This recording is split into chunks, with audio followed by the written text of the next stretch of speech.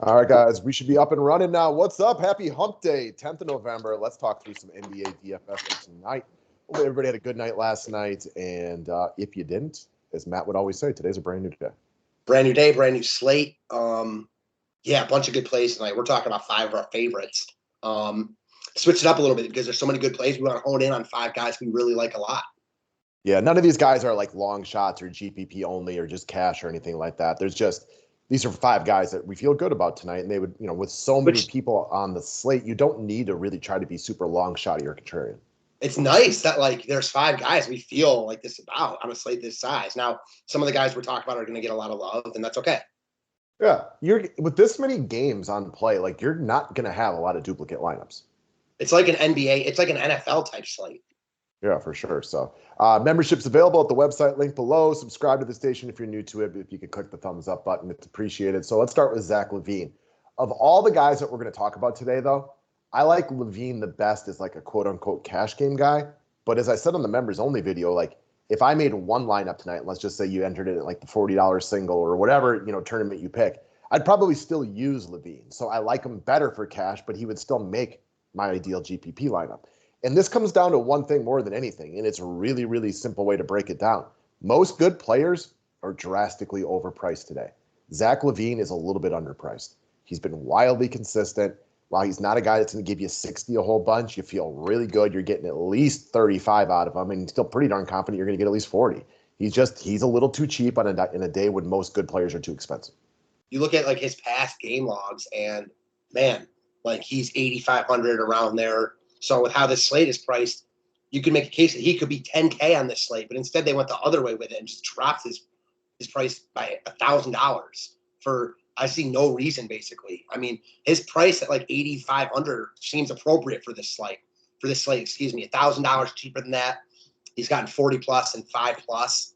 I mean, I like it in all formats. Like I said, I don't think there's hardly any must plays on this slate because there's so many good plays, but he's obviously high on our short list. We're bringing him up.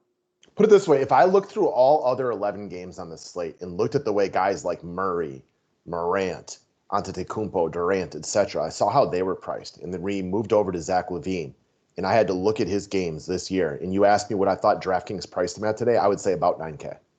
Yeah, exactly. Considering where the other guys are priced, I'm with you. Yeah, and that's why he's going to be chalk today. It's a solid matchup, everything. J-Val, I was thinking about LaVine and their game logs. I know completely different positions, but where I would expect LaVine's price to be. And I was a couple hundred less than J-Val, who is priced around 9,100. So I'm fully with you there. All right, next up. So Will the Thrill Barton.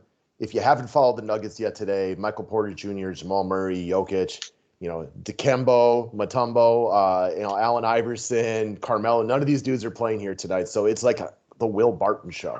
So you name the format, I like Will Barton. He's coming in hot. He's the main offensive guy for the Nuggets tonight. Yeah, his time to shine. He's good. He's good too. I feel we talked about it. This game could play out in all sorts of different ways because any game really can. You've got a Denver team missing their three best offensive players, so maybe the Pacers roll. But why would really the Pacers roll? Because they're not amazing. They're on the road in Denver. Barton's just really good. He's so affordable for his upside here. I mean, given how he's playing, given the role right now. I mean, he'd be in play here even if Jokic played. You take Jokic off the court, I mean, you could – I don't even know how many DK points that might add to his game log. It might earn it to his score. It might not add any because it's a one-game sample, but you play that out through the course of a full season. And Barton, in this spot, I think it's an easy 8+ K player. Don't you agree? I expect 35 plus from him tonight, so yeah. I was going to say this about Indiana. Thinking about the fact that they're not very good, but they got a decent number of good players. That firing of Nate McMillan a couple years ago seems so asinine and stupid right now. Right? I mean, because they do have good players, but they just they kind of suck. I mean, they're just not that good. They're not awful, but they're not a team you're ever afraid of. All right, let's switch it over to cover boy of the day, the young gun from the Detroit Pistons, CADE Cunningham. So there's a lot to like about him tonight, and let's start by the fact that the minutes are there now. They eased him in game one. Since then, it's about 30 per, so plenty of minutes. 2, he has shot the ball like Philip Seymour Hoffman in Along Came Polly. Nothing but back iron, backboard, clanks left and right. It has not been pretty, but it is getting better. His shooting percentage has improved each and every game. One of these days, he's going to get hot, And when you're playing a terrible Houston team, it seems like today could be a good day for it. But even if he shoots it poorly, he's probably going to be all right. That's the point. Like that, he doesn't even need to shoot it well to be good here. Not even just all right. If he shoots it well, he's got 50+ upside. It's coming soon. I think that he's a 40+ type player when he's like going in his NBA career. Like he's just only 5 games in. He's in the best spot he's been in. There's just so much to like about him. I love that he's the same price as Rubio, who we talked about, and he's obviously a great play. But give me Cunningham like all day there at the same exact price. One of my favorite plays on the entire slate. Next up, let's talk about, so a lot of the studs, as we've already mentioned at least once, is they're priced up today, all over the place. One guy that we both kind of seem to, earmark as one of our favorites today is going to be Jimmy Butler. So, we went back and forth. Is it a get-up spot for Butler? All right, you can make the argument it isn't, but it's certainly not a get-up spot. You know what I mean? Like, I can see why he'd be extra motivated against the Lakers tonight. So I would have liked him just purely based on the matchup and the fact that the Lakers can't play defense. Throw in the fact Bam and Hero are questionable, bigger role for him. I think you see really good Jimmy tonight. I'm expecting 45+. Yeah, the Lakers turn the ball over also. Like, I like Butler a lot here. I don't even think anyone could argue that it's a get-up spot. Is it like, oh my God, Butler's been salivating at the teeth to play this game? No, obviously not. But like I mentioned on the Members Only video, they played in the finals 2 years ago. He's only played against the Lakers in LA one other time since then. So it's a rematch. It's a finals rematch. Nothing else. Nothing else than that. It's a rematch of the finals. Go ahead. I'll say this. I can only spin it as good. I have no bad spin about it. So at the very least, it's neutral. I do agree. There's no way to spin it negatively, in my opinion. So I'm 100% with you there. It might mean nothing to him. But, I mean, again, you play this game every single day. Might mean a little bit more to him. I wish LeBron were playing. But then again, their D is a lot worse without LeBron. So you got that. Again, 9,600 feels like an appropriate price for him, and that's if the slate were priced correctly. But with guys really priced up, he seems a little bit too cheap. Like I was, we talked about like Jason Tatum and Kevin Durant. Feels like Butler should be right there with those guys, not significantly cheaper. Do you agree? And he's small forward eligible, which never hurts. No, it never hurts at all. So, and again, I like him even better if Bam or Hero is out, because that's just one less ball handler, bigger usage. Yeah. That was the other point I made on the Members Only video. People might not want to wait, but if Bam is out especially, I mean, you got to love the usage uptick. And then if Hero's out also, like that just opens everything up. And it's not like I'm worried about Miami here. Like it's still Jimmy Butler. And then they got Kyle Lowry too. So love this spot for Miami as we talked about. All right, last up, Bobby Portis. So again, please don't, he's not a long shot. We like Portis in any format today. Quite honestly, see the last 2 games. And the other thing to bring up here is like the Knicks defense is not what it was last year. They brought in a couple of really terrible defenders in Evan Fournier and Kemba Walker. This is not Coach Thibodeau normal type of defense. So they're not a bad matchup like they were last year. Portis is really needed.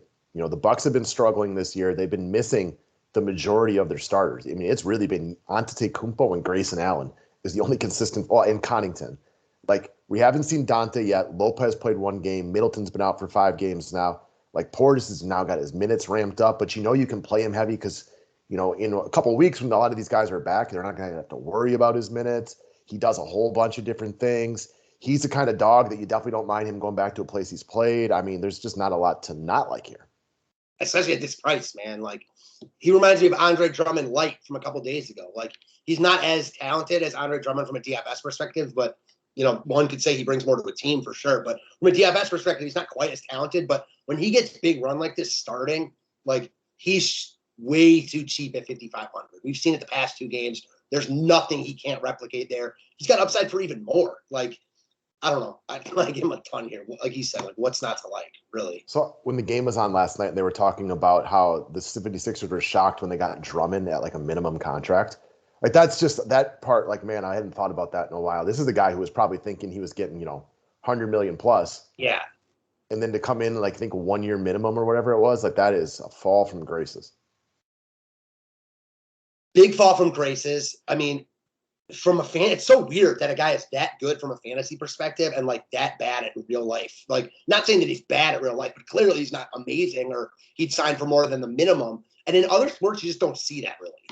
He's a glorified Willie Hernan-Gomez in the sense that he puts up big numbers when he's out there, but he doesn't overly contribute to a team winning. He fits in pretty well with Philadelphia, though. He can fill in for Embiid when he's out. You don't have to drastically change the way you play. You know, you got a big guy in the middle like that. Clearly, Embiid's more offensive oriented, but I think it's actually a good spot for him. I agree. Like, it's a good spot. I love going back. Why would you not like him going back to New York? They haven't been good. They might be missing, like, we haven't even talked about that. They might be missing Robinson and Noel. Like, especially Noel. He's a good defender. Like, that just opens it up for Portis to really eat here. I could see him 10Xing at this price, honestly. Yeah, he's been pretty close. All right, guys. That's it. Thank you. Have a great day. Thanks, guys.